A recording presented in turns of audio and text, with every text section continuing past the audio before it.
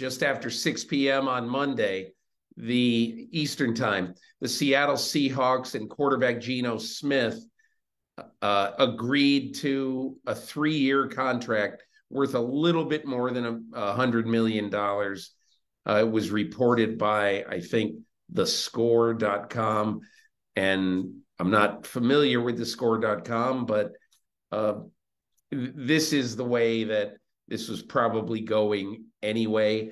And I guess I'll just make one point about this. And the reason that I wanted to make this insert into the program is because two things happen that are really important, at least in my mind. Number one, this is basically Derek Carr has a 3-year, $100 million contract. Okay. And what happened with Geno Smith in getting 3 years and $105 million, as Jordan Schultz, if that's accurate, of the Score has reported. I think it's fair and right that Geno Smith edged out Derek Carr for a very simple reason. Geno Smith played very well this year, and that's all you have to go by. Derek Carr didn't play well this year, was unceremoniously benched at the end of the year, and then didn't even finish the year with the team.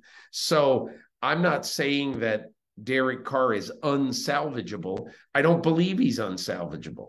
But what I am saying is Geno Smith, just by virtue of the Derek Carr contract, deserved to make more. And he will make a little bit more. And this says one other thing to me about Seattle. Okay, Seattle basically gave this job to Geno Smith in training camp 2022. He earned it, and also the lack of availability of Drew Lock basically affected what happened in this. But what is so good about this is this team loves Geno Smith. GM John Schneider, Coach Pete Carroll, they love Geno Smith because they said to him, hey, this is a meritocracy. We want you to win this job. We want you to play great. Now he's played great, and now for the first time in his life, he's got more than a little bit of security. So I'm really happy for Geno Smith, and I'm glad for the Seahawks too, because it would have been very easy for them to say, whoa, whoa, whoa, whoa, whoa, we're not paying you $34 million a year. Look, you know what? It's crazy. You got to pay what the market will bear.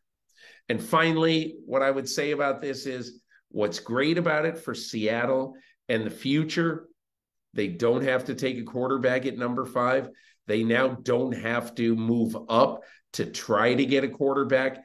And I'm not saying they won't take a quarterback if a guy who they absolutely love is at number 5.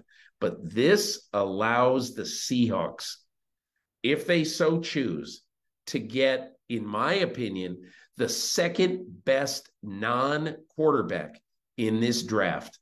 I love it for Seattle, having the 5th pick, not having to use it on a quarterback.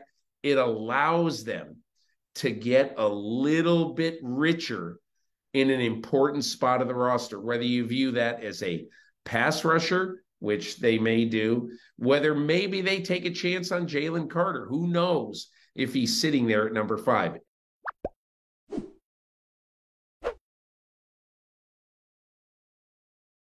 Hi, I'm Mike Tirico, and thanks for watching.